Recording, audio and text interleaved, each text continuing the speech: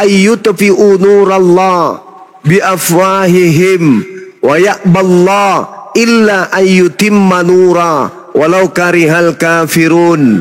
Mereka hendak memadamkan cahaya Islam dengan mulut mereka, dengan congor mereka, dengan hujatan-hujatan mereka, dengan ucapan-ucapan mereka, perkataan mereka, tetapi Allah menolaknya. Allah menolaknya. Wa ya'ballah. Allah menolak keadaan itu. Malah Allah mengatakan apa? Allah hendak menyempurnakan agamanya Islam walaupun orang-orang kafir itu tidak menyukai. Jadi semakin kemudian congor mereka itu menghina Allah, menghina Islam, semakin rame kemudian orang bersyahadat. Mana yang kita lebih dulukan? Perasaan kita yang tersakiti, merasa terzalimi, atau keadaan di mana semakin banyak orang yang bersyahadat? Tentu kita lebih dulukan menyelamatkan mereka yang bersyahadat dibandingkan kemudian sensitif terhadap ungkapan-ungkapan mereka. Kita harus kuat menghadapi mereka karena Al-Quran itu yang menerangkan yuriduna ayyutu nurallah. Ada keadaan di mana orang-orang kafir ini, kata Allah, ingin memadamkan cahaya Islam. Ada keadaan itu, harus ada.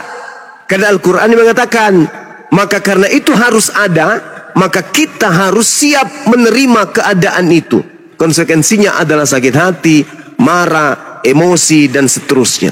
Tetapi tetap aja pada koridor. Kita harus pada koridor sebagai pembawa peringatan. Kenapa? Karena ujung-ujungnya Allah tidak menginginkan keinginan mereka itu tercapai. Malah sebaliknya, semakin Islam itu dihujat, maka Islam itu akan semakin jaya. Islam semakin sempurna cahayanya. Makin banyak orang yang memeluk Islam.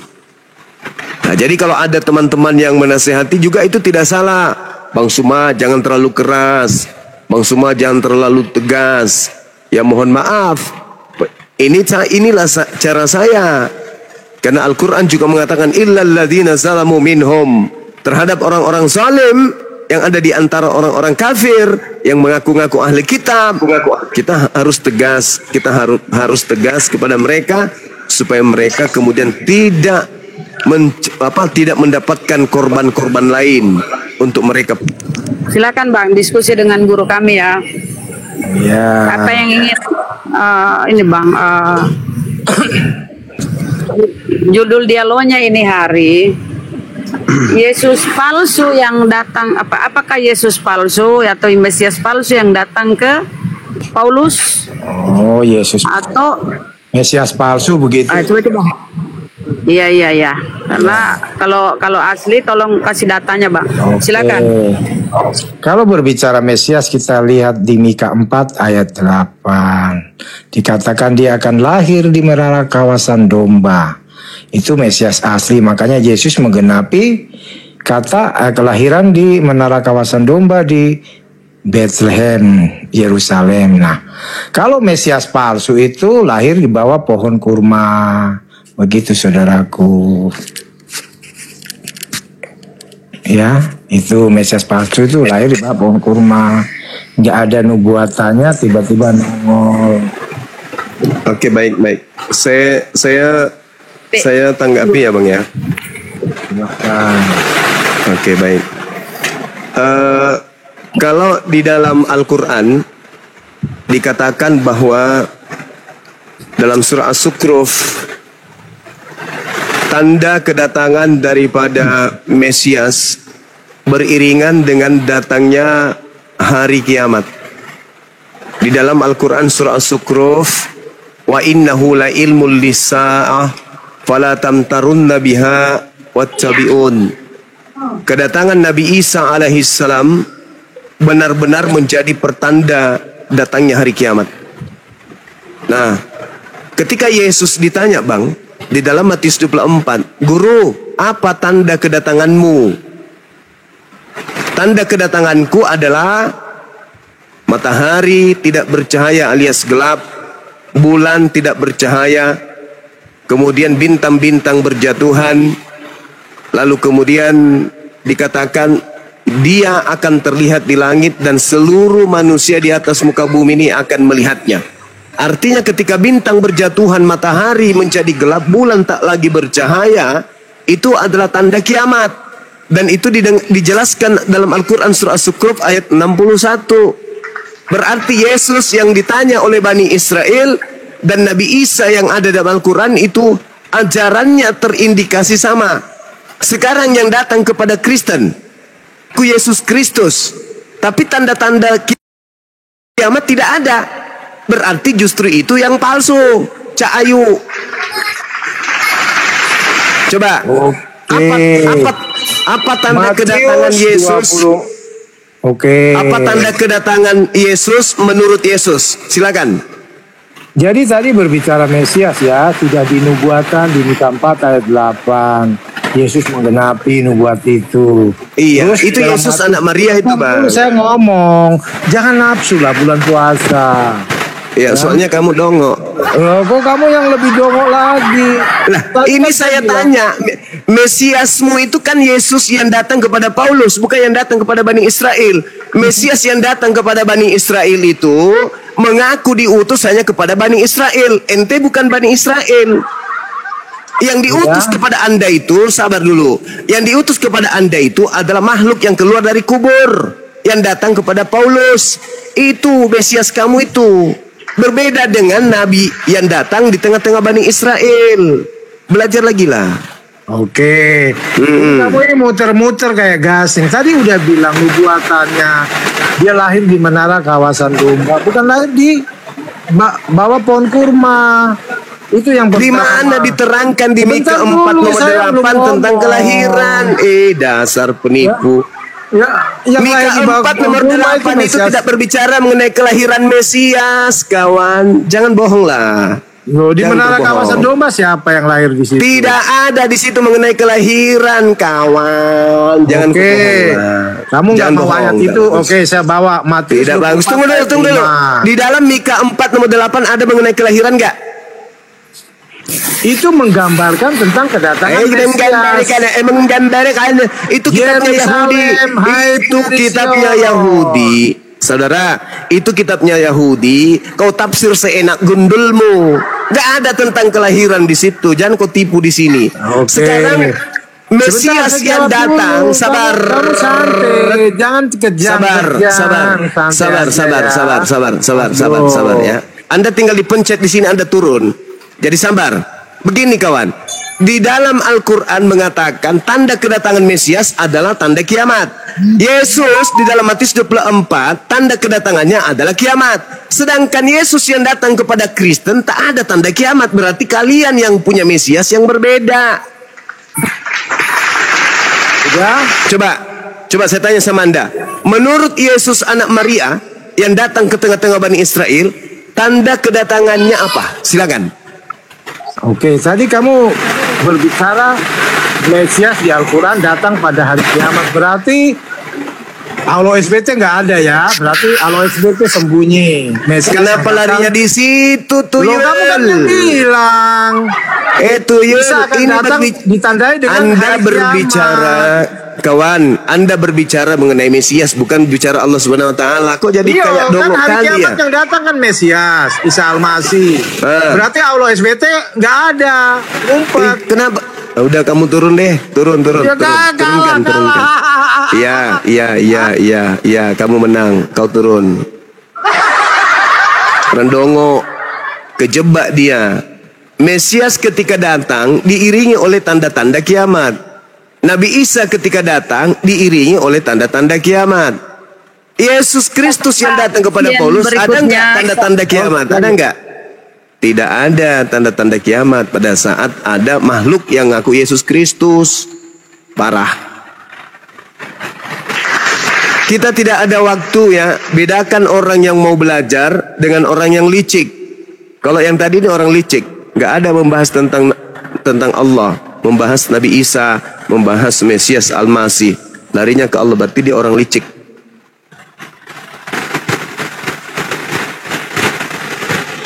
Ya, Pak Rampiana Simarmata, silakan. Silakan Pak Rampiana Simarmata.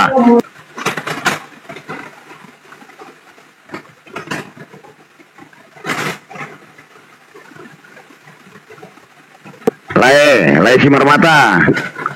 Buka mic-nya, Laisi Marmata. Maaf ya teman-teman, kalau orang yang masih mau belajar saya masih layani sampai 6 tahun ke depan berdiskusi pun saya layani. Tapi kalau orang sudah bodoh dan licik, maaf, saya lagi berpuasa, mending Anda turun.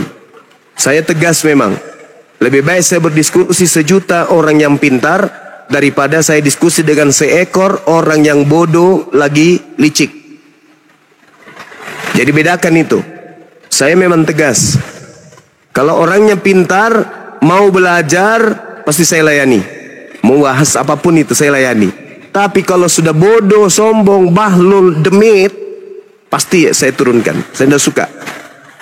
Mending saya berdiskusi dengan 1.000 orang yang cerdas daripada 1 ekor orang yang sombong lagi bodoh. Ya, itu habiskan waktu saya. Itu bukan ibadah jadinya. Jadinya maki-makian nanti. Mending turun.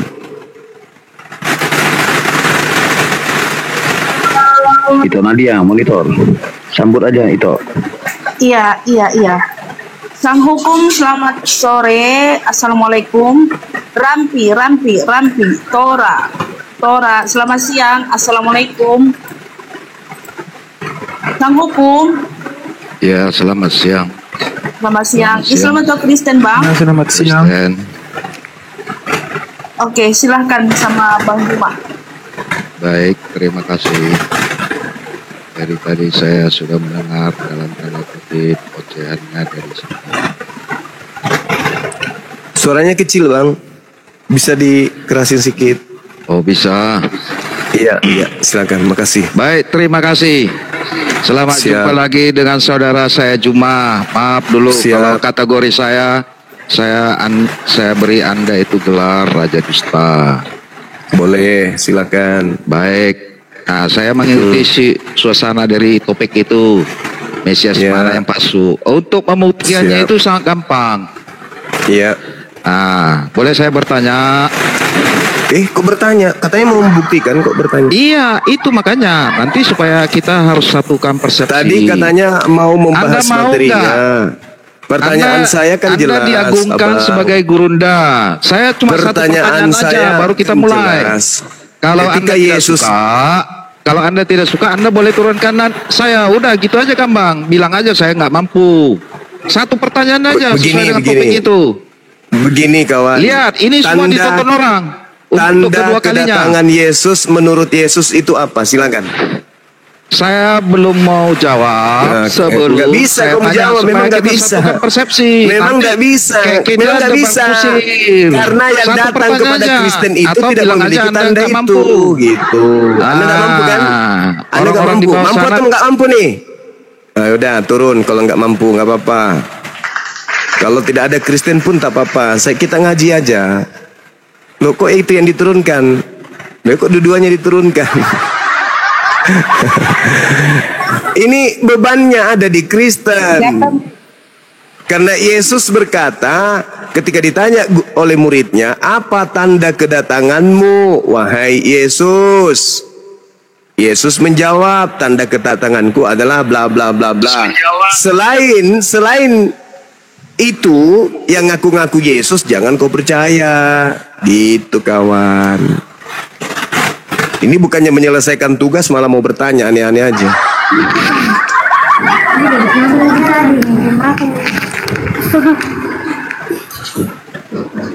Ya, selamat siang Bang Opsan.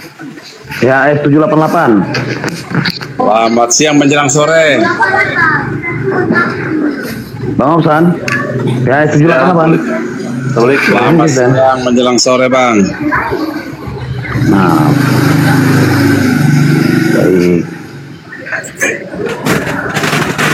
Bang Opsan. Silakan saudara, silakan. Pertanyaan bahasan kita itu terkait dengan Mesias palsu yang datang setelah Yesus. Gini aja lah, Bang. Iya. Kalau soal argumen, mungkin Anda lebih hafal Alkitab. Yang saya tidak bisa habis pikir, Bang.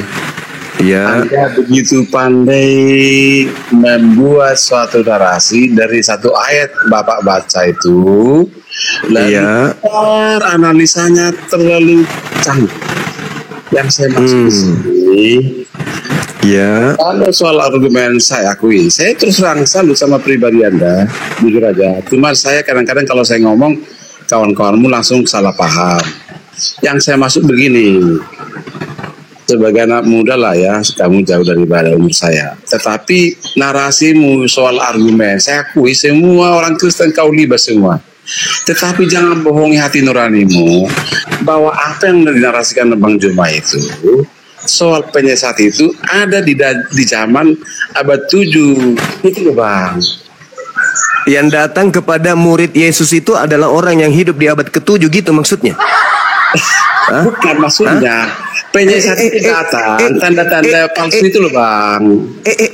Saudara coba pakai akal napa? Pakai akal. Yesus berbicara dengan orang yang hidup di abad pertama. Apakah orang yang hidup di abad ke-7 datang ke abad pertama gitu maksudnya? Tidak, bukan gitu. Jangan dibalik, Tidak. Bang. Lalu kenapa Anda mengatakan di abad ke-7? Dibalik, Terlalu Bang. jauh kepala Anda ini sudah kempes ya, kepala kempes. Itulah, Yesus berkata, sabar.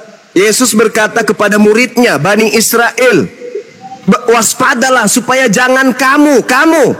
Masa orang yang abad ke-7 datang ke kamu? Hei kawan, jangan curhat. Pakai ilmu Artinya, apa? supaya jangan Artinya apa? disesatkan mereka yang telah. Ya kan itu loh. Supaya Iya, mereka jangan yang menyesatkan datang kamu. sekarang begini saudara, yang datang kepada murid Yesus, Paulus atau Nabi Muhammad? Loh, Rasul Paulus mengikut ajaran Yesus. Apa yang salah Bang? Yesus itu, anak Maria itu manusia atau bukan? Loh, manusia betul. Manusia. Yang datang kepada Paulus mengajarkan Injil kepada Paulus manusia atau bukan? Loh, dalam setelah kan begini loh Bang. Yesus itu dalam tubuh kemuliaan, nah, bukan lagi manusia seperti pada manusia ini. Itulah Mulai penyimpangannya, pakai Bang. jurus kan? Mulai pakai jurus penyesat kan? Yesus itu manusia. Yang datang kepada Paulus bukan manusia. Meskipun nama sama, tapi oknum berbeda. Dia Satu manusia, satu bukan manusia. sudah terangkat ke Piye surga, toh? brother. Mulai jurus Anda karisteng kalau keluar. baca itu jangan. Jurus karisteng. Jangan satu ayat dibaca, bro. Jadi coba Anda tunjukkan kepada saya setelah Yesus terangkat ke langit, dia bukan lagi manusia. Coba. Bro, Di mana dalilnya? Loh, semua ayat itu sudah tubuh kemuliaan dia ketelah dia diangkat Itu. dalam kebangkitan. Yang saya tanya, di mana dalilnya setelah Yesus terangkat ke langit, dia bukan lagi anak manusia? Makanya itulah selisihnya kawan muslim dengan kami, brother. Itu loh. Saya kan bertanya, saudara. Tadi Anda menilai isi argumen saya. Giliran saya bertanya, mana buktinya setelah Yesus terangkat dari bumi dia bukan lagi manusia? Apa yang Anda katakan sekarang? Gak bisa. Kalaupun Anda mengatakan ada dalil, akan dibantah oleh Bible itu sendiri. Yesus datang sebagai manusia, 2 Yohanes 1 nomor 7. Naik dari bumi ke langit sebagai manusia, Yohanes 3 nomor 13.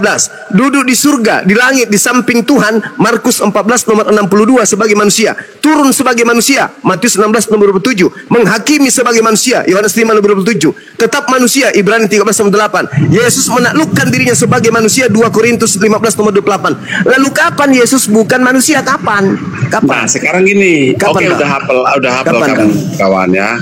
Dari apa Sedangkan yang datang kepada Paulus bukan manusia, berarti itu bukan Yesus. Gimana sih abangku ini? Bentar dulu, Mbak. Sebentar dulu. Jangan Iya, silakan. Silakan. Waktunya aja semua. Makanya jangan nilai argumentasi saya. Silakan. Ini bulan puasa, tenang aja, Bang. Iya, betul. Makanya harus edukasi yang sehat. Silakan. Gini loh.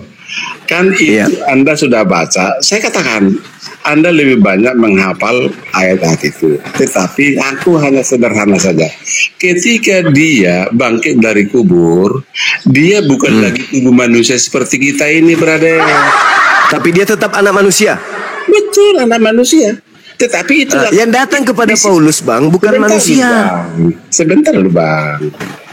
Kan dia kan Hai Paulus, Saulus, mengapa engkau menganiaya aku? Kan itu katanya toh, Bang. Itu Jangan manusia atau bilang bukan? apa Itu Itu kan manusia atau bukan, Bang? kata Yesus kepada Saulus waktu mau ke Damsik, gitu loh, Bro. Iya, itu yang berbicara itu manusia atau bukan? Kemanusiaan ilahi Yesus, gitu loh. Mulai ngaco. Makanya Anda langsung tertawa, jangan tertawa, Bro. Iyalah, Artinya itulah Yesus sangat itu jauh manusia. pandangannya. Sampai kapanpun Karena Yesus sampai tetap kapanpun, manusia. brother, kalau pola begitu yang Anda, jadi Anda mengambil semua ayat-ayat Alkitab, Anda membacanya, tetapi Anda mempelintir itu. Saya atau sebenarnya Anda? Yang menerima memelintir keberadaan saya atau Anda? Yesus sebagai juru selamat. Saya yakin atau itu. Anda yang memelintir? Di mana dalilnya? Setelah terangkat dari bumi, dia bukan lagi manusia. Di mana dalilnya? Soal dalil itu kau yang apalah, nggak usah. Nah, berarti Anda berasumsi. Anda memelintir. Di mana Kita dalil? Argumentasi Anda harus dibangun berdasarkan dalil. Mana dalil? Brother, logika sederhana sehat rohani bentuk dulu, brother. Jangan juga tertawa. Santai aja. Iya, Anda tidak akan pernah bisa membantah dalil, saudara. Loh, saya udah bilang ini. Aku udah bilang tadi malam kan. Saya dengar semua di Komal argumen. Iya. Hampir saya percaya apa yang kau narasikan. Iya, karena dalil, karena ada Tidak. dalil. Sedang Tidak. apa dasar saya Anda saya punya dasar apa untuk jauh melampaui batas pikiran. saya dasarnya apa untuk mempercayai Anda sementara Anda tidak punya dalil? Dasar saya untuk mempercayai Anda apa? Aduh. Ayo. Anda Sekarang mengatakan Yesus itu bukan kalau lagi kita manusia. hanya ayat Dasar hafalan. dalilnya apa? Kalau kita hanya hafalan. Oh iya. Oke, ini Ya, ada Anda kena dua-duanya, tidak menghafal dan tidak ada dalil. Oke Bang, ayo. Oke. Tidak. Aku turun Bang ya. Anda nggak ada. Tunggu nih, tanggung tadi. Oke, makasih ya. Ya, silakan Bang, silakan. Kasihan sekali ya Bang Kristen tapi tidak berdalil. Gimana dong? Saya mengatakan kepada saudara, Yesus sampai kapanpun tetap manusia. Ibrani 13 nomor 8. Selama-lamanya Yesus itu manusia, tidak pernah berubah menjadi apapun. Selama-lamanya. Firman telah menjadi daging. Daging pernah gak berubah menjadi bubur, atau menjadi malaikat, atau menjadi setan, atau menjadi Tuhan? Tak ada dalilnya. Dari pengajaran Yesus. Yesus datang sebagai manusia. Lukas 2 nomor 11, pada hari ini telah lahir bagimu juru selamat, manusia yang diurapi Tuhan. Manusia. Roma 1 nomor 3, Yesus adalah berasal dari sperma Daud. Manusia. Naik ke langit menjadi manusia juga. Yohanes 3 nomor 13. Duduk di surga di samping Tuhan. Markus 14:62 sebagai manusia. Turun ke bumi lagi untuk menghakimi sebagai manusia. Yohanes 5 nomor 27. Lalu kapan dia menjadi bukan manusia? Sedangkan yang datang kepada Paulus bukan manusia. Berarti itu adalah Yesus Kristus yang lain. 20 juta masih berlaku, silakan. Yang mampu membuktikan bahwa Yesus yang datang kepada Paulus itu adalah Yesus anak Maria, 20 juta meluncur. Kalau ada yang sanggup untuk menjelaskan, membuktikan itu. Tadi teman kita ini mencoba untuk membuktikannya. Yang datang kepada Paulus manusia bukan? Bukan. Nah memang karena Yesus anak Maria ketika dia terangkat bukan lagi manusia. Mana dalil? Dalil mana? Mana dalil? Dalil mana? Mana dalil? Dalil mana? Tak ada. Berarti 20 juta belum bisa Anda miliki. Berarti dengan kata lain, Kristen hari ini menyembah kepada bukan anak Maria. Gitu kawan. Ini bukan saya mau menghina atau merendah, enggak. Menggelitik Anda semua. Menggelitik Anda. Masa mau mati dalam keadaan seperti itu? Udah jelas-jelas berbantah dengan Yesus masih mau diimani. Harusnya berterima kasih, bukan mengatakan saya ini penghina, pendusta.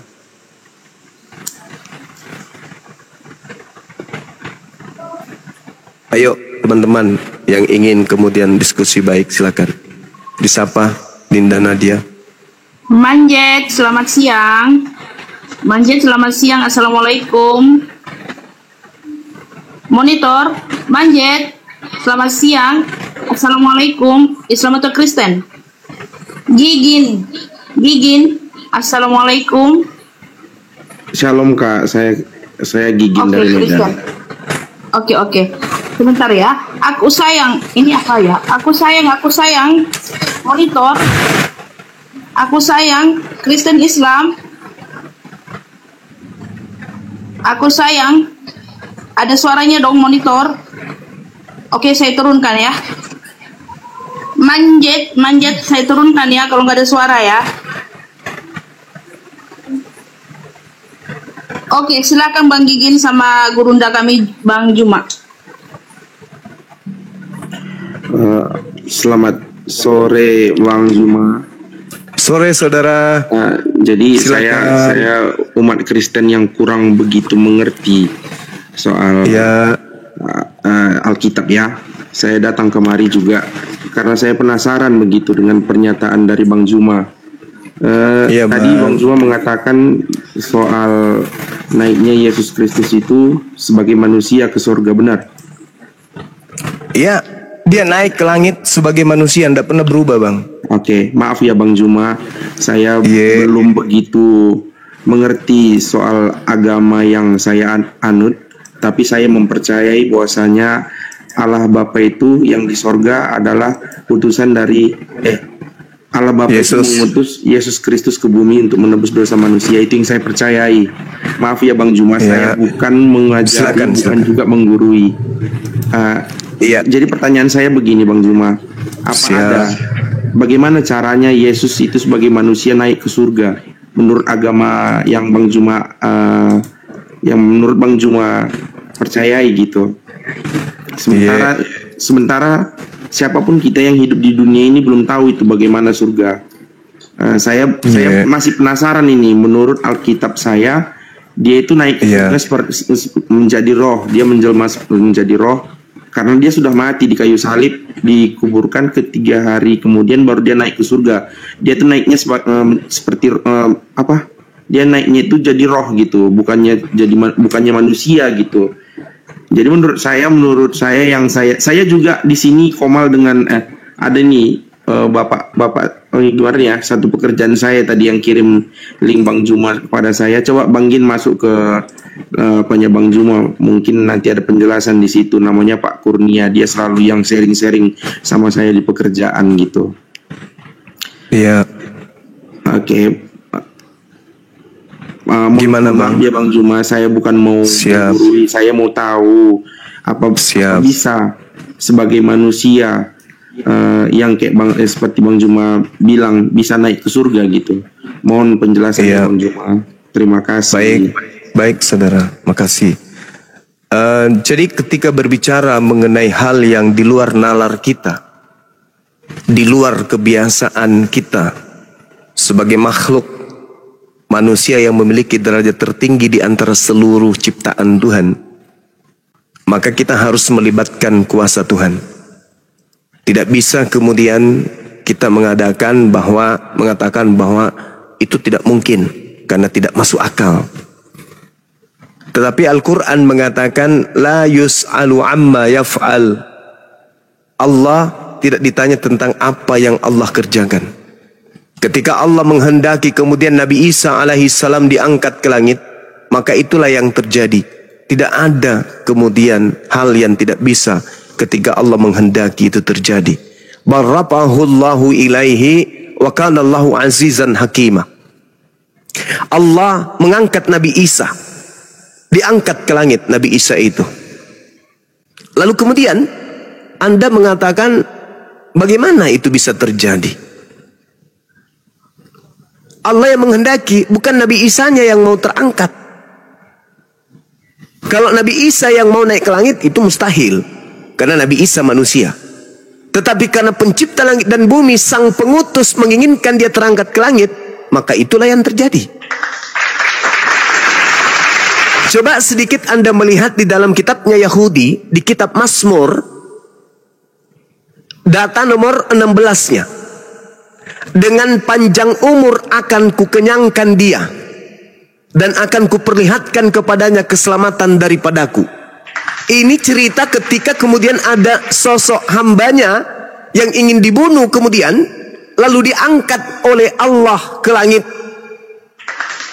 Dan ini adalah Nabi Isa alaihissalam kalau dalam pandangan umat Islam. Kalau di Kristen ini adalah untuk Yesus. Iya, silakan. Maaf Bang Juma, saya terpecah konsentrasi saya mendengarkan penjelasan Bang Juma dengan tepuk tangan seperti itu Bang Juma, karena saya ini masih bodoh. Maaf ya Bang Juma, tolong supportnya ke pendengar, dihilangkan dulu suara-suara tepuk tangan itu, karena saya masih bodoh. Saya pengen belajar, bukan mendengarkan tepuk tangan. Terima kasih. Baik, jadi gini, Yesus ketika dicobai oleh iblis, iblisnya berkata kepada Yesus di dalam Lukas 4. Yesusnya kemudian ditanya, "Wahai Yesus, jika engkau adalah anak Tuhan, jatuhkanlah dirimu dari bumbungan bait Tuhan, bait Allah, ke bawah, Baitullah. Sebab ada tertulis tentang engkau, ketika engkau benar-benar adalah anak Tuhan, Tuhan akan mengutus malaikatnya agar menantang engkau di tangannya agar kakimu tidak terantuk kepada batu." Maksudnya, kalau engkau Yesus adalah betul-betul rasul utusan Tuhan, saya ingin bukti. Silakan Anda jatuhkan diri Anda ke bawah.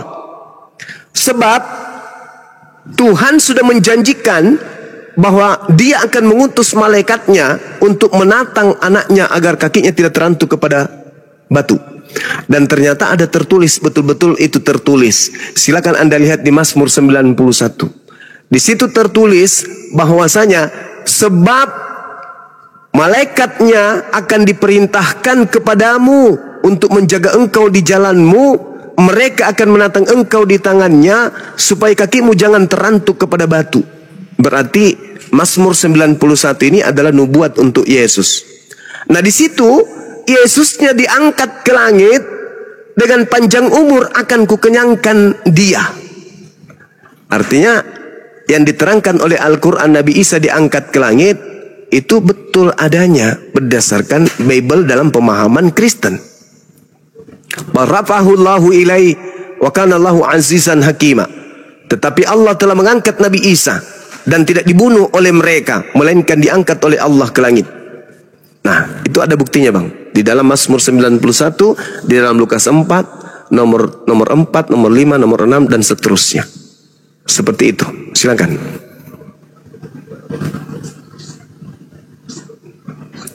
Bang Juma, maaf ya. Apalagi yang mau dihilangkan? Iya, lanjut Bang. Bukan, saya bukan mau menghilangkan gitu. Saya hanya mendengarkan penjelasan dari Bang Juma. Begini Bang Juma, jadi dia kalau naik ke surga itu, dia itu Bang Juma apa tahu bagaimana bentuk naiknya dia ke surga, sementara kita dulu kan kita belum lahir ini zaman itu kan gitu. Apa Bang Juma dengan ilmu Al-Qur'annya bisa menjelaskan bagaimana naiknya Isa Al-Masih ke surga? Dia seperti apa gitu? Terima kasih. Ya, jadi kalau di Islam itu Bang, di Islam itu kan Al-Qur'annya bukan seperti cerita film. Allah hanya membantah tuduhan orang-orang kafir bahwa Nabi Isa alaihissalam itu dibunuh. Allah mengatakan tidak. Dia tidak dibunuh, melainkan Allah mengangkatnya ke langit. Nah, terkait dengan cerita-cerita bahwa dia diangkat ke langit, itu tidak dijelaskan dalam Al-Quran. Bahwa naiknya ke langit itu seperti apa dan seterusnya, itu tidak ada diceritakan dalam Al-Quran. Yang pasti Al-Quran datang membantah tuduhan bahwa Nabi Isa alaihissalam itu dibunuh. Itu Bang. Harusnya pertanyaan-pertanyaan seperti ini itu dipertanyakan kemudian kepada pihak Kristen. Kenapa bertaburan dalil di dalam Bible yang menceritakan Yesus terangkat ke langit, langit terbelah, lalu kemudian dia terangkat ke langit, lalu orang-orang banyak melihat Yesus duduk di samping kanan Tuhan Bapa. Nah, Kristen lah yang perlu menjawab itu. Bagaimana seorang Kristen bisa melihat langit terbelah, lalu kemudian dia melihat Tuhan duduk berdampingan di atas? Sedangkan bukankah langit ini tidak bisa kemudian dilihat apa yang di atas sejauh kilometer. Sedangkan di Bible mereka melihat langit terbelah dan mereka melihat Yesus duduk di samping kanan Bapa. Gimana ceritanya itu, Bang? Kok bisa orang kan katanya Tuhan tidak bisa dilihat, tapi kok mereka melihat Yesus duduk di samping kanan? Kalau Yesus duduk di samping kanan berarti Bapa, Tuhan Bapa di sebelah kiri. Kok orang Kristen bisa melihat itu? Contoh misalnya dalam Kisah Para Rasul 1:9-11. Sesudah ia mengatakan demikian, terangkatlah Yesus disaksikan oleh mereka dan awan menutupnya dari pandangan mereka. Ketika mereka sedang menatap ke langit waktu ia naik, tiba-tiba berdirilah dua orang yang berpakaian putih dekat mereka dan berkata kepada, hai orang-orang Galilea, mengapa kamu berdiri melihat ke langit? Yesus ini yang terangkat ke langit, ke surga, akan datang dengan cara yang seperti kamu melihat dia naik ke surga. Lalu Yesus diberitakan duduk di samping kanan Bapa. Bagaimana itu bisa dijelaskan itu, Bang? Kok ada Tuhan bisa duduk berdampingan, kemudian kok Bapa bisa dilihat di sebelah kiri? Kalau di Nabi dekat Islam kan cuman mematahkan tuduhan bahwa Nabi Isa itu dibunuh. Enggak, kamu tidak membunuh nabiku, melainkan aku mengangkatnya ke langit. Gitu, Bang. Kalau di Islam tidak dijelaskan caranya naik begini. Nah, kalau di Kristen malah dilihat si Bapa ini duduk di sebelah kiri, Yesus di sebelah kanan. Bukankah Tuhan itu maha tinggi, Tuhan itu maha besar? Bagaimana ceritanya? Terlihat ternganga ini langit, kemudian Bapaknya terlihat duduk di kiri, Yesusnya di kanan. Gimana ya? Saya pening juga sih kalau bahas itu. Silakan, Bang. Bang Juma, saya belum pernah itu mendengarkan Bapa di kiri, Yesus di kanan, belum pernah itu. Di agama saya bukan seperti itu doanya, Bang Juma. Yang saya dengar gitu di doa yang saya percaya kayak gitu kan, duduk di sebelah kanan Bapa di sorga, itu menurut kami seperti yang di Al-Quran mungkin mengertikan. Jadi bahasa manusia menuju Tuhan menurut saya itu diartikan bagaimana dengan yang baiknya. Begitu mungkin menurut saya, Bang Juma. Saya ini masih rendah ilmunya, Bang Juma. Bukan saya itu maksudnya tidak mempercayai Tuhan gitu kan. Tapi yang saya juga sering masuk itu ke roomnya Kak siapa? Mikana.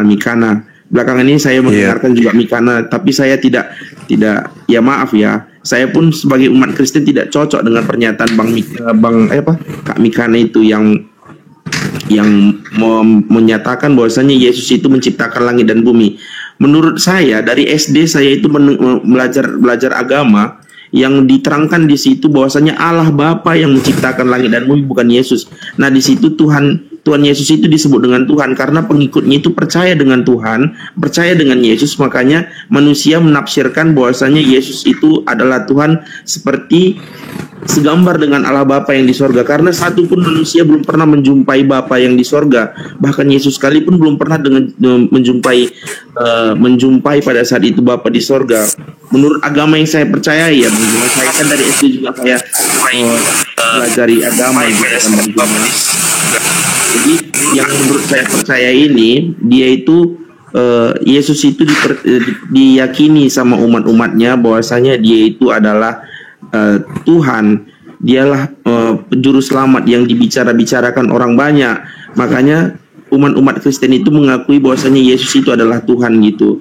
Sementara Bapa di sorga, kita belum ada satupun, bahkan Yesus sendiri pun belum jumpa pada saat itu dengan Bapa di sorga, belum jumpa. Setelah dia itu naik baru dia baru mengetahui Yesus itu, Bapa itu seperti apa di surga sana. Menurut saya seperti itu, Bang Juma.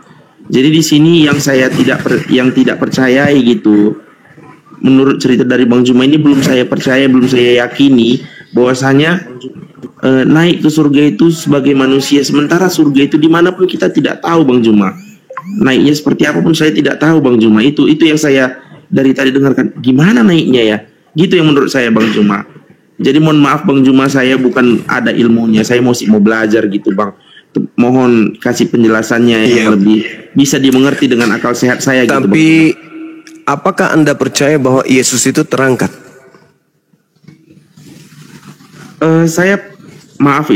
Saya percaya dengan pernyataan yang di Kristen. Karena begini Bang Juma, setiap yang mati akan naik pada akhirnya ke surga. Menurut Tapi saya, Yesus katanya nggak naik, Bang. bener. Nggak mati katanya, Bang. Hah? Yesus nggak mati. Dia itu menjelma sebagai roh.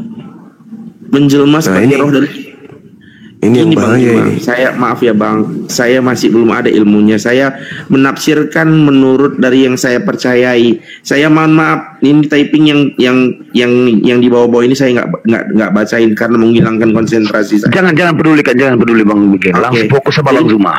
Oke, jadi maksud saya seperti ini Bang Zuma. Menurut pemikiran saya Bang Zuma, yang diartikan dari saya mengenal agama Kristen, karena dulu saya lahir ke dunia ini saya Islam. Setelah bapak sedikit saya cerita ya, bapak saya dengan mama saya itu menikah dengan Islam, sementara mama saya itu agamanya Kristen dulu. Setelah nikah mereka itu punya agama Islam, lahirlah kami. Mungkin beberapa waktu mereka cerai, pisah. Mama ke agamanya juga, saya pun ikut sama mama, bapak saya ikut dengan agamanya, mungkin seperti itu dulu. Makanya saya tetap di Kristen gitu Bang Zuma. Jadi begini maksud saya, bukan karena saya mempercayai agama Islam, bukan juga saya mempercayai agama Kristen. Saat ini saya ini masih mencari alasan bagaimana ceritanya kok bisa sampai segini ruwetnya gitu. Saya pun tidak tahu mengapa tiba-tiba saya masuk ke ilmu Alkitab maupun Al-Quran seperti ini Bang Zuma. Sampai istri saya pun membilangkan, kenapa kok belakangan ini mau dengarkan kayak gitu, nanti kamu nggak percaya sama agama, dibilang. Nggak apa-apa. Boleh nggak saya tahu Yesus bagi Anda itu siapa? Yesus itu bagi saya itu juru selamat Bang. Bagi saya ya, bagi menurut agama saya itu juru selamat. Dialah yang menyelamatkan umat manusia yang telah jauh di dalam dosa gitu. Jadi dia menyelamatkan umat ini supaya umat Kristen ini tidak salah gitu. Sebentar ya Mak. Menurut saya seperti itu Bang Zuma. Mohon penjelasannya Bang. Ini juru selamat ini maksudnya dalam tataran apa? Kalau orang tua kita itu kan juru selamat kita juga. Maksudnya juru selamat bagi Anda Yesus ini, juru selamat itu maksudnya pencipta langit dan bumi kah? Atau apa? Atau dia hanya manusia utusan Tuhan? Gini Bang Zuma, yang saya tahu Allah Bapa yang ada di sorga sana, yang kita tidak tahu bentuknya seperti apa, dia itu mengutus anaknya yang tunggal lahir menjadi manusia melalui perawan Maria. Kenapa Maria dibilang perawan sementara dia itu sudah mempunyai suami? Karena perawan Maria ini dinyatakan tidak bisa mempunyai keturunan sampai dia itu sudah tua, tidak mungkin lagi, dia sudah monopos dalam ceritanya itu.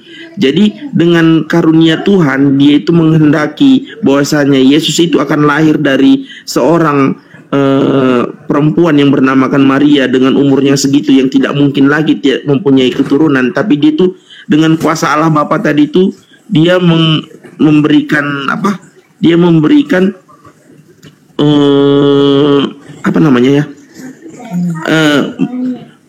memberikan, ya gimana bilangkan menjelaskannya, intinya Yesus ini cuma ciptaan atau pencipta. Yesus ini dia ini gimana Bang? Ciptaan atau pencipta Yesus ini? Ciptaan manusia gitu. Iya, Yesus ini ciptaan Tuhan atau dia adalah pencipta itu sendiri? Oh, saya tidak mengerti pengertian maksud Bang Zuma ini. Yang Tuhan itu kan cuma satu. Tuhan itu satu atau ada banyak Tuhan menurut saudara saya ini?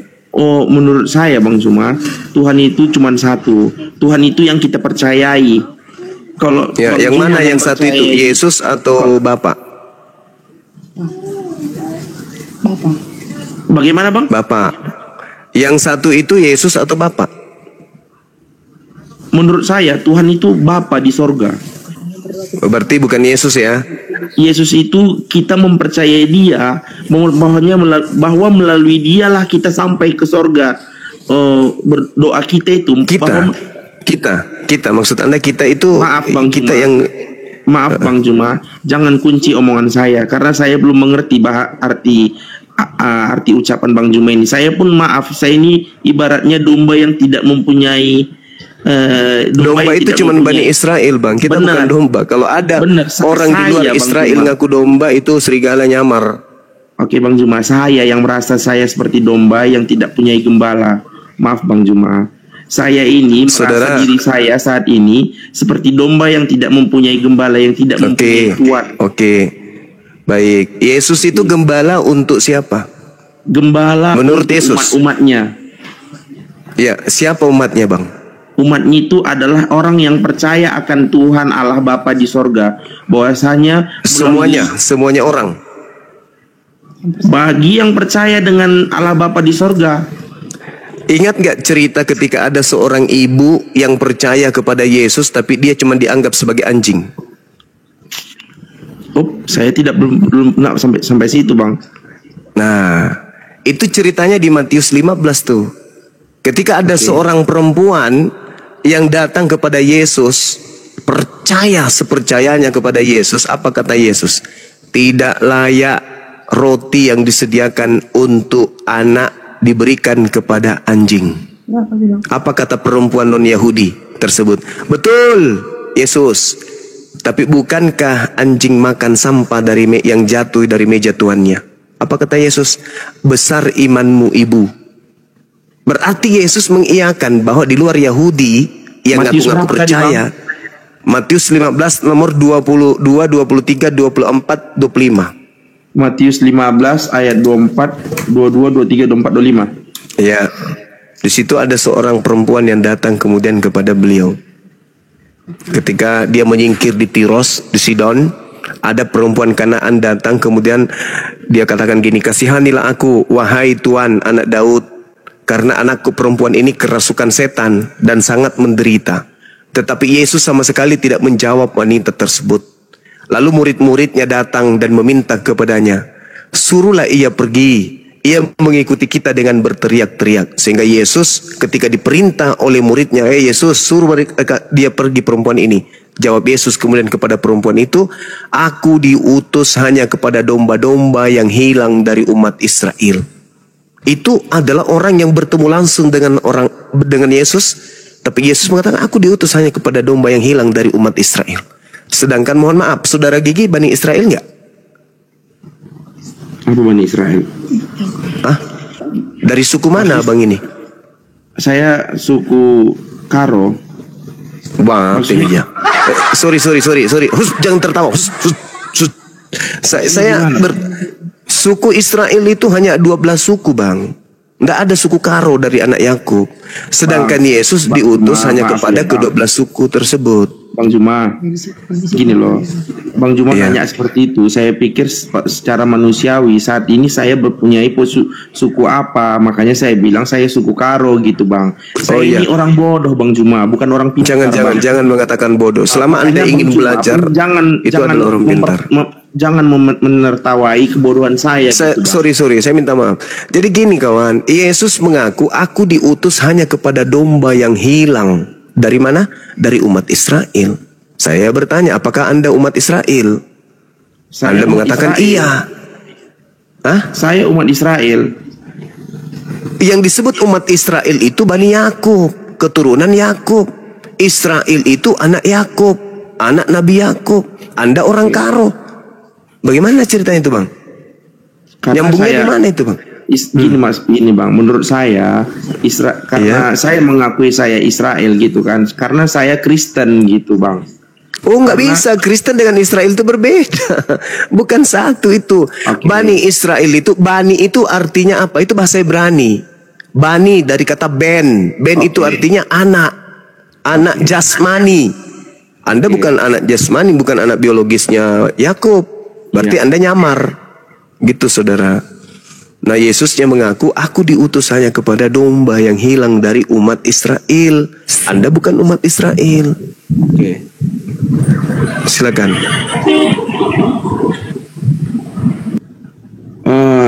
Sejauh ini saya masih masih belum paham ya Bang. Bang cuma menjelaskan seperti itu, saya masih belum paham. Tapi saya masih mau belajar, saya mencari tahu lagi gitu Bang. Anda tahu nggak, saudara, bahwa Yesus mengusir orang-orang yang di luar Israel nanti di akhir zaman? Saya belum pernah dengar Bang. Tertulis di dalam Matius 7 nomor 22 sampai nomor 23. Pada hari terakhir nanti banyak orang akan memanggil aku Tuhan, Tuhan, Tuhan, Tuhan. Bukankah kami bernubuat pakai namamu, bermukjizat pakai namamu, mengusir setan pakai namamu juga? Aku Yesus pada saat itu akan berterus terang kepada mereka, enyahlah daripada aku tidak mengenal kalian, kalian semua adalah pembuat kejahatan. Jangan tepuk tangan.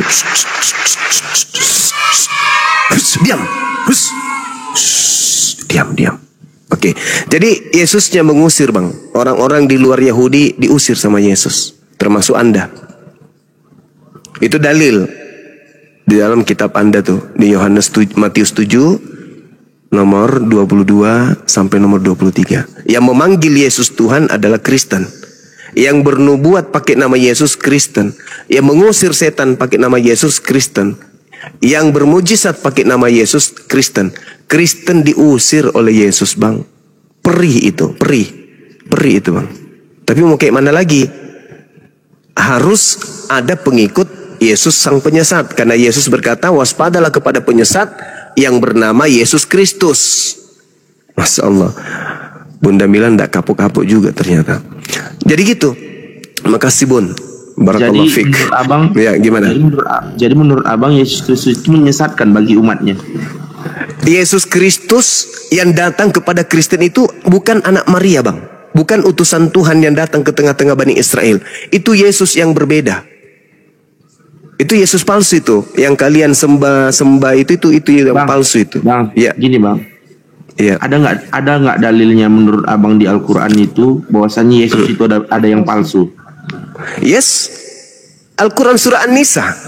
Yang mereka salibkan itu adalah orang yang diserupakan oleh Nabi, oleh Tuhan, oleh Allah terhadap Nabi Isa alaihissalam. Maka yang disalibkan, yang dikuburkan, yang digantung, yang keluar dari kubur itu bukan Nabi Isa, tetapi sosok lain. Nah, Yesus yang asli juga mengatakan kepada Bani Israel, Matius 24 nomor 4 nomor 5, waspadalah kepada penyesat, waspadalah agar kamu jangan disesatkan, sebab banyak penyesat akan datang dengan memakai namaku Yesus dan berkata akulah Kristus.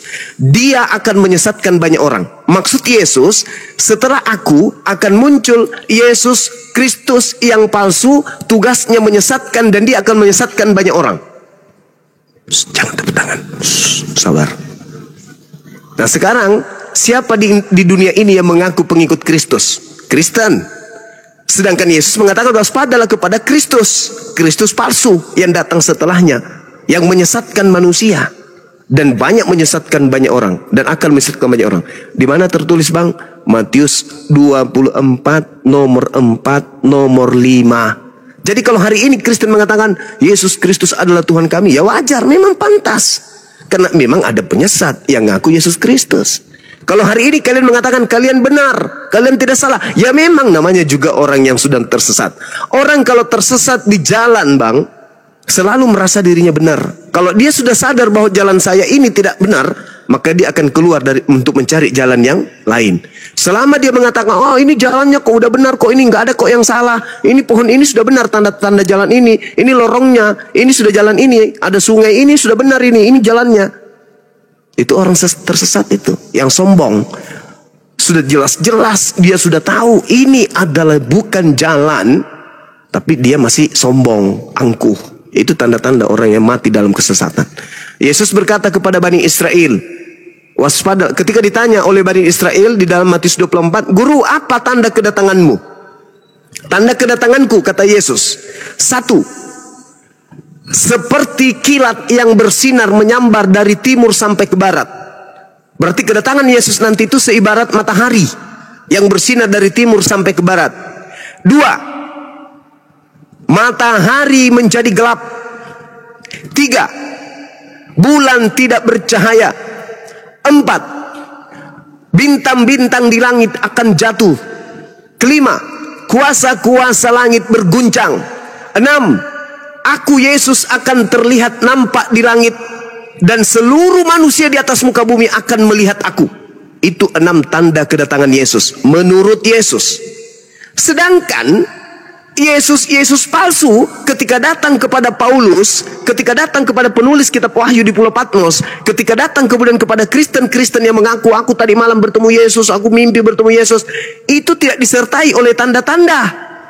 Matahari tidak bercahaya, menjadi gelap, bulan kemudian tidak bercahaya, bintang-bintang berjatuhan, Yesus terlihat oleh seluruh manusia di langit. Tanda-tanda itu tidak ada. Berarti kata Yesus, jika apabila ada orang berkata ada Yesus di sini, ada Yesus di sana, jangan kamu percaya. Matius 24 nomor 23, nomor 24, nomor 25, nomor 26. Jangan tepuk tangan. Jangan tepuk tangan. Sorry kawan, sorry saya sudah lantai ini. Jadi begitu saudara. Yesus yang mengatakan itu, makanya orang Yahudi tidak menjadi Kristen. Karena orang Yahudi adalah keturunan dari ke-11 murid Yesus yang menerima nasihat. Jangan kau percaya ketika ada orang mengaku bertemu dengan Yesus ya. Sebab kedatanganku nanti itu ditandai dengan tanda-tanda ini. 1, seperti sinar bercahaya dari timur sampai ke barat. 2, matahari menjadi gelap. 3, bulan tidak bercahaya. 4, bintang-bintang jatuh dari langit. 5, kuasa-kuasa langit akan berguncang. 6, aku akan datang terlihat di langit dan dilihat oleh seluruh umat manusia di atas muka bumi ini. Apakah itu sudah terjadi? Belum terjadi. Berarti yang datang kepada Paulus bukan Yesus, tetapi Yesus palsu, sang penyesat. Jangan tepuk tangan. Silakan. Begitu kawan. Saya sesuai dengan data ya, saya tidak asumsi. Silakan Anda lihat di Matius 24 nomor 3, nomor 4, nomor 5, nomor 23, 24, 25, 26, 27, nomor 30. Silakan Anda baca lengkap di situ. Tanda kedatangan Yesus adalah sesuai dengan Al-Qur'an. Al-Qur'an mengatakan tanda kedatangan Yesus, Nabi Isa alaihissalam, jelas, wa innahu la ilmul lisa'ah fala tamtarunna biha wattabi'un hadza siratum mustaqim. Dan sungguh Isa ketika datang benar-benar menjadi pertanda akan datangnya hari kiamat. Itu betul sesuai dengan pengakuan Yesus. Tanda-tanda kedatanganku adalah tanda adanya kiamat. Matius 24 nomor 27 nomor 30. Al-Qur'an tidak salah. Nah, sedangkan yang datang mengajarkan Kristen, menjadikan orang Romawi, orang Yunani, orang Belanda, orang Barat menjadi Kristen, tanda-tanda itu tidak ada di situ.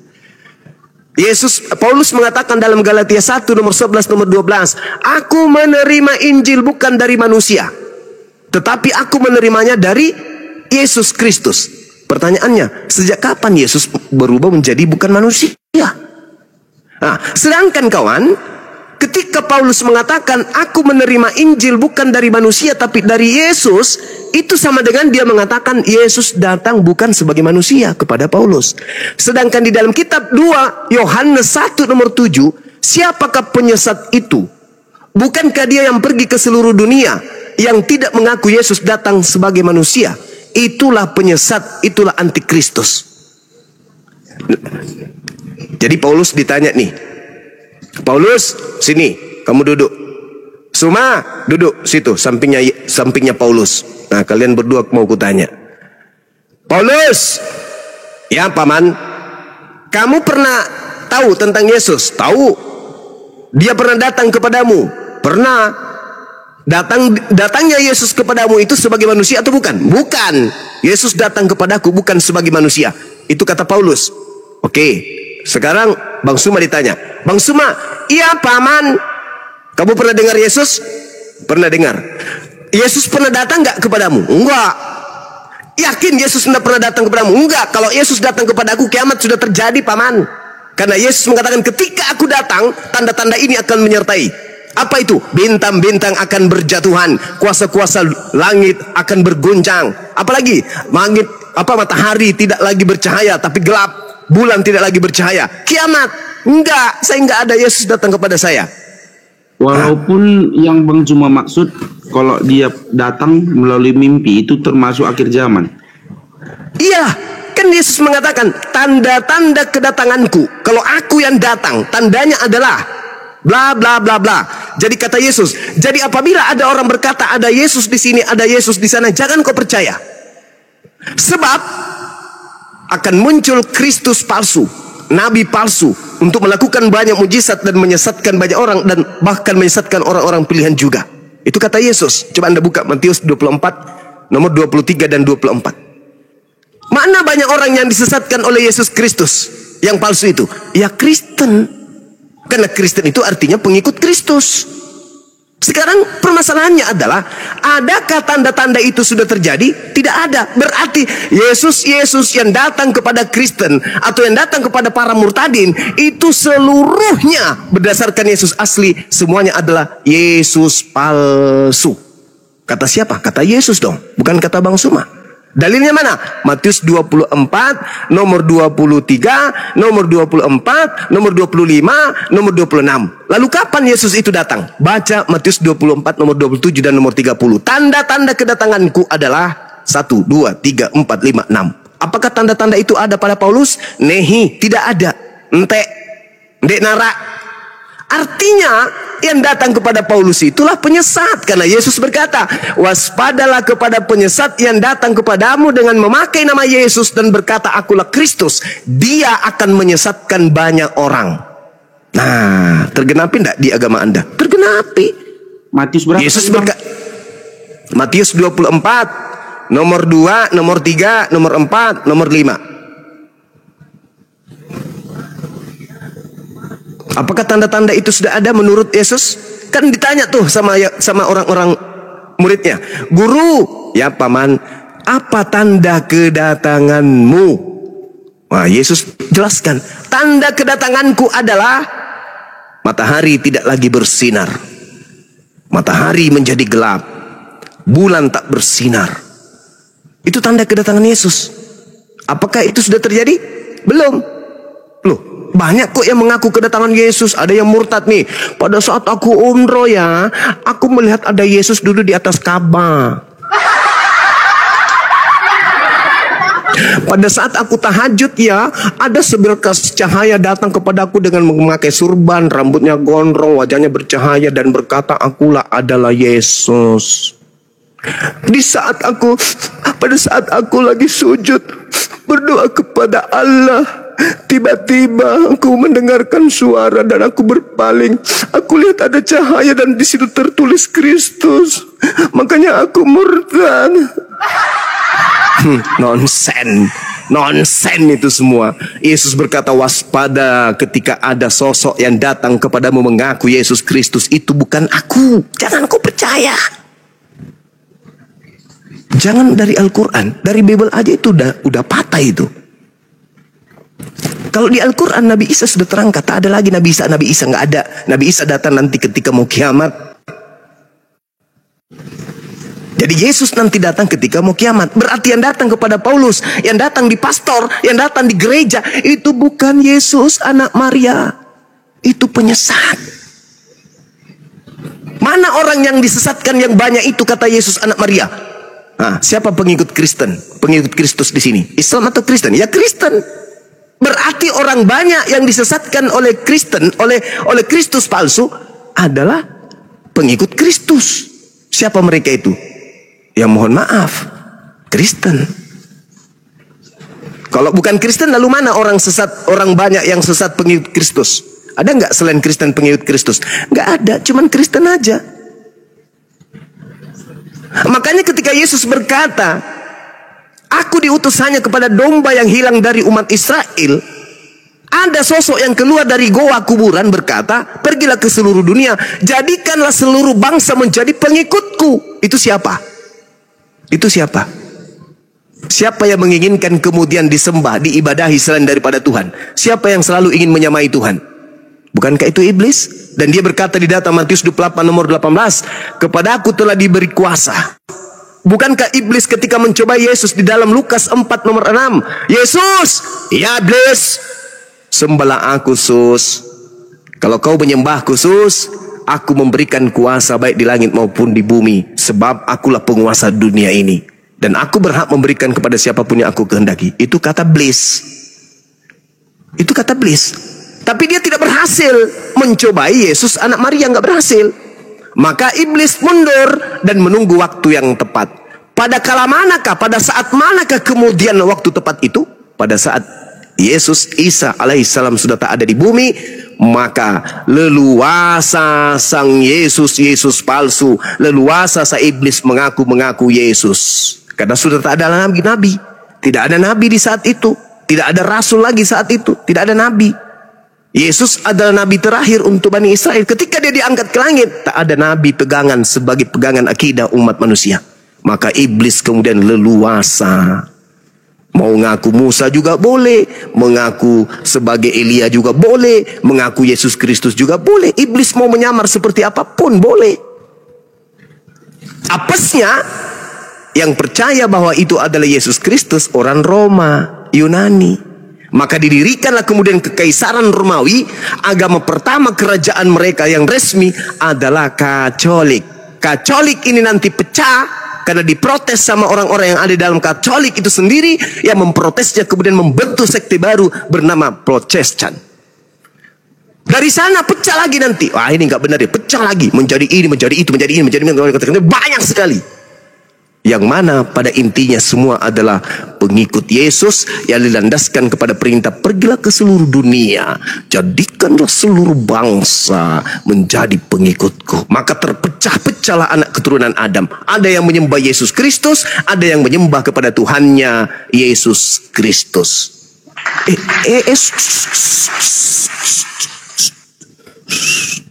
Kamu dibilang jangan tepuk tangan dulu, nanti aja. Pas sudah mati live-nya baru tepuk tangan. Ya, lanjut Bang, silakan. Tanda apa yang apa tanda kedatanganmu wahai Yesus? Nah, itu kuncinya, itu di situ. Itu kuncinya, Bang. Kalau pakai Al-Qur'an kasihan nanti. Bible aja pakai. Toh Bible bang, itu bang, adalah terus gini, Bang. Terus gini. Silakan. Jadi kita umat manusia ini kan yang bernapas di dunia ini kan manusia itu kan. Iya. Jadi kita ini kan keturunan Adam dan Hawa, ciptaan dari Allah Bapa di surga kan gitu. Benar. Jadi maaf nih, aku bukan mau menyinggung soal suku ataupun ras lain maupun agama lain gitu. Silakan Bang. Kenapa Bang? Kristen dengan Islam ini selalu mendebatkan kebenaran menurut agamanya masing-masing, sementara di agama Buddha, agama yang lain kita itu nggak pernah tahu gitu. Sementara kita ini sibuk ini menyibukkan dengan penafsiran di Alkitab seperti ini, di Al-Quran seperti ini. Kenapa kita itu tidak belajar dengan agama yang lain seperti apa gitu? Yang saya penasaran kan, kenapa agama lain nggak diusik gitu? Kenapa agama lain itu nggak dibahas gitu? Kenapa Islam dengan Kristen terus gitu? Oke, baik. Sebelum saya jawab, bantu saya saudara untuk meluruskan. Menurut saudara, orang yang suka palsu-palsuan itu bagus atau tidak bagus? Suka berpalsu ria, bagus atau tidak bagus, Bang?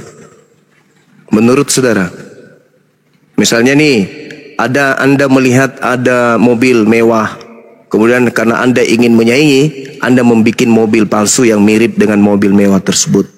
Ada orang banyak duit, ya, karena Anda ingin menyaingi, ingin punya duit banyak, Anda membuat uang palsu. Ada orang yang kemudian memiliki emas, cincin emas yang cantik, lalu kemudian Anda ingin menyaingi, Anda membuat juga emas tapi palsu.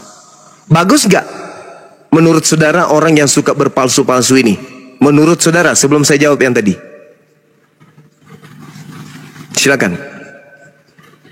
Pandangan pribadi saudara saja.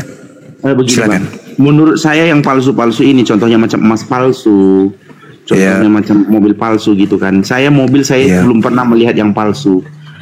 Tapi kalau emas banyak juga artinya, walaupun dia itu palsu, tapi masih memiliki arti bagi orang yang tidak memiliki. Tapi dia itu ibaratnya bagi kami lah, macam yang mempunyai adat di Medan ini, di saat kami tidak punya harta benda, emas palsu itu berguna buat kami untuk mempercantik diri di acara adat tersebut gitu, biar supaya tidak kosong kali gitu, biar ada aja dilihat orang, oh iya masih ada simpanannya seperti itu. Bagus dah itu bang, kalau nipu orang kayak gitu. Sebenarnya bukan nipu bang, sebenarnya bukan nipu. Tadi katanya supaya orang lihat bahwa kita punya emas, kan bukan nipu itu loh. Itu bukan nipu menurut kami bang.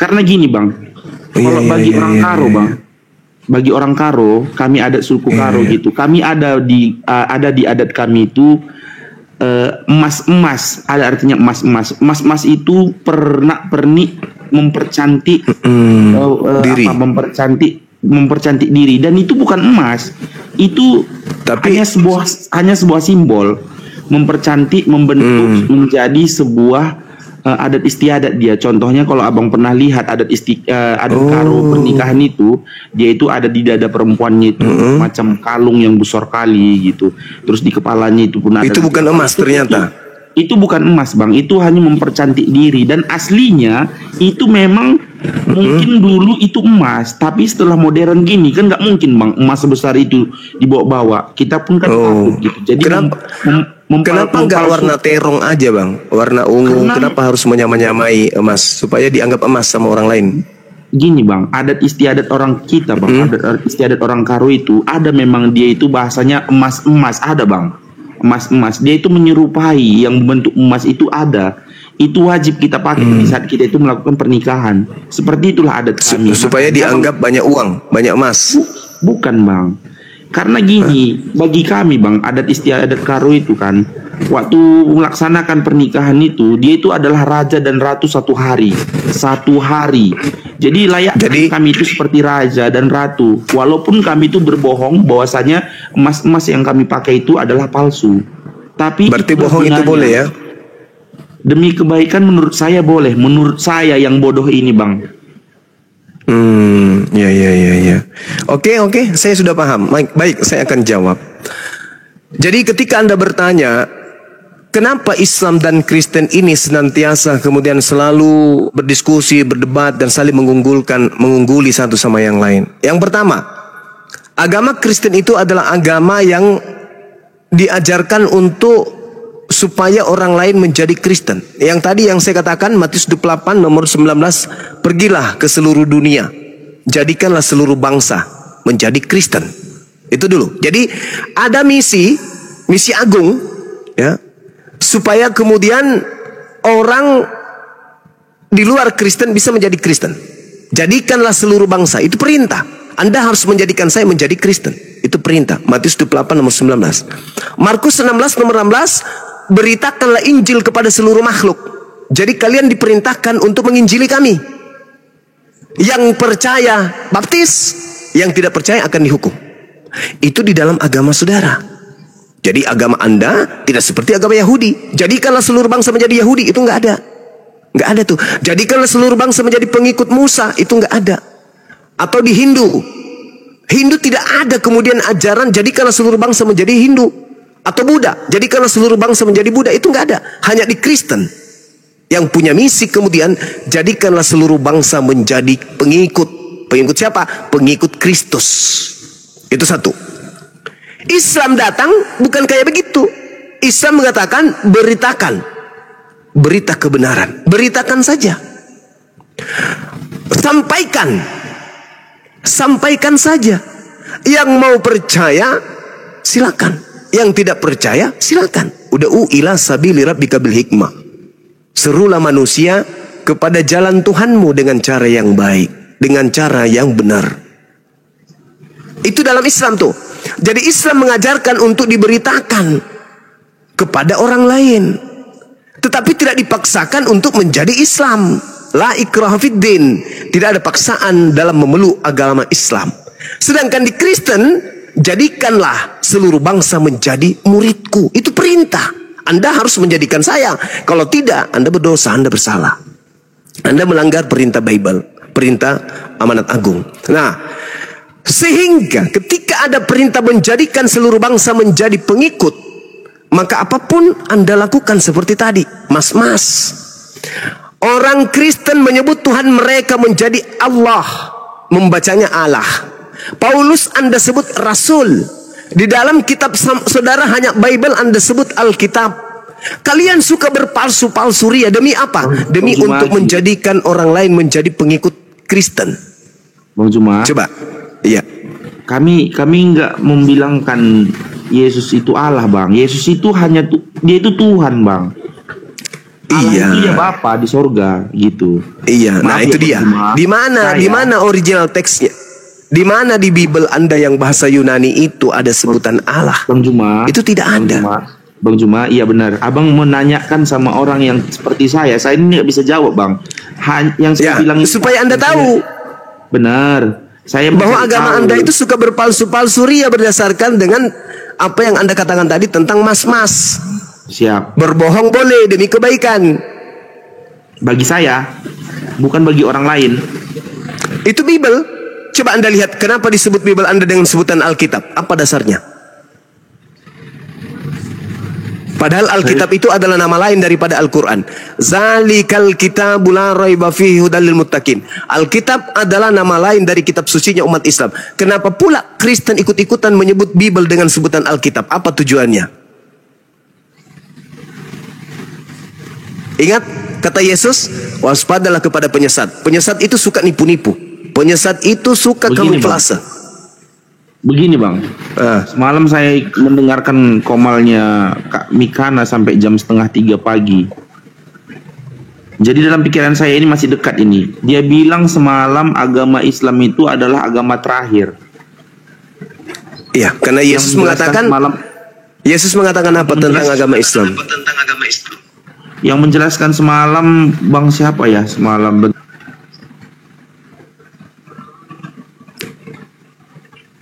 Yesus mengatakan apa tentang agama Islam?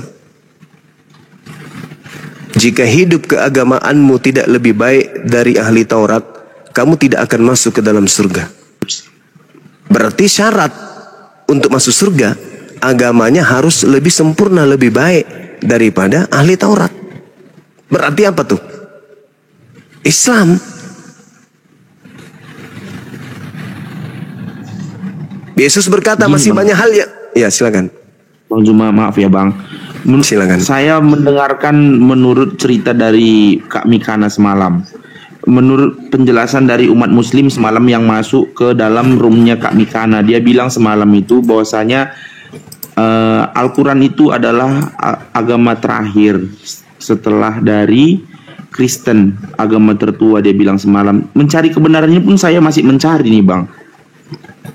Jadi menurut yang cerita semalam itu, kalau memang dia itu agama terakhir, mengapa abang bilang sekarang bahwasanya Al-Quran itu adalah tafsiran dari apa tadi Bang?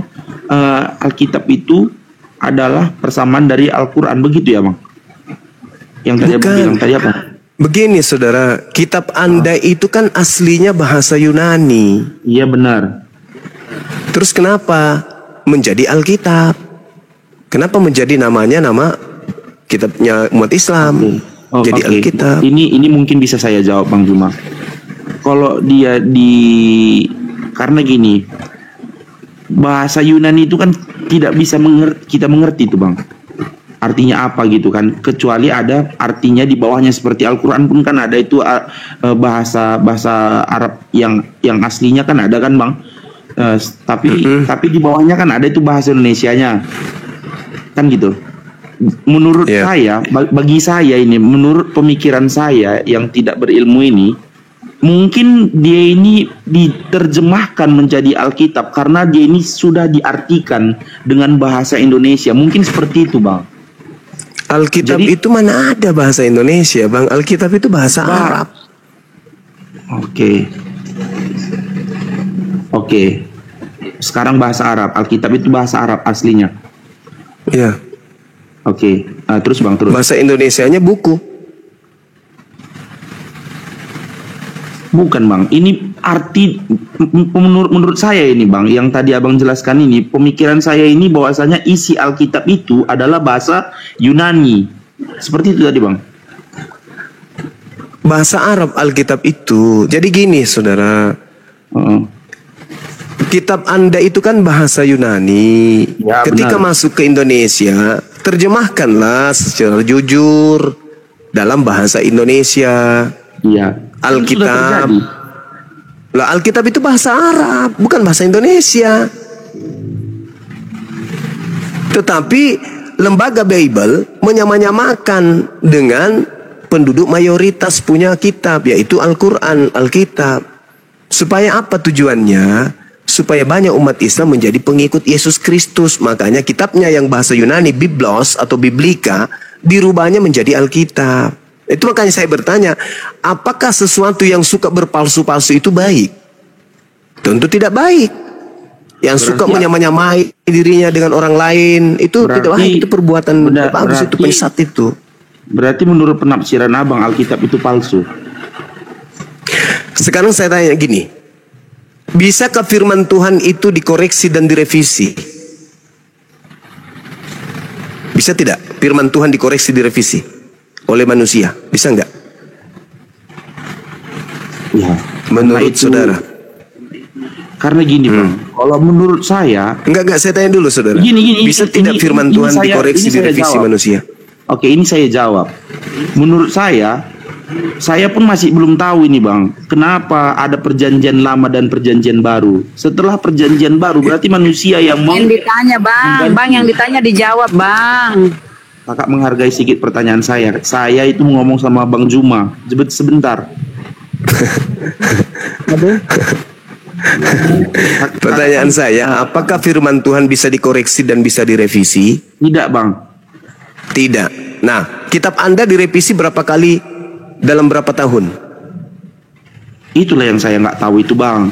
Nah, berarti kitab Anda, ketika Anda bertanya, apakah menurut Anda kitab saya bukan firman Tuhan? Saya katakan, kitab palsu, saya katakan, itu bukan firman Tuhan. Buktinya dia bisa direvisi, bisa dikoreksi oleh manusia. Sedangkan yang disebut firman Tuhan mustahil bisa dikoreksi manusia. Berarti kitab Anda bukan firman Tuhan. Bagaimana Abang bisa menjelaskannya bahwasanya kitab itu bisa direvisi sama manusia? Ada contohnya? Loh, sekarang kitab Anda itu berubah-ubah. Coba lihat terjemahan antara tahun 1974, 1982, kemudian terjemahan 1964 dengan yang baru-baru ini TB2 2023. Itu berbeda-beda. Kok bisa dikoreksi? Kok bisa direvisi? Salah satu contohnya, babi menjadi babi hutan. Itu ada disebut di ayat mana Bang? Imamat 11 nomor 7. Oke, terus lanjut Bang. Nah, itu buktinya. Tuhan Anda, sembahan Anda disebut Theos. Masuk ke Indonesia berubah menjadi Allah. Kenapa bisa berubah kayak gitu?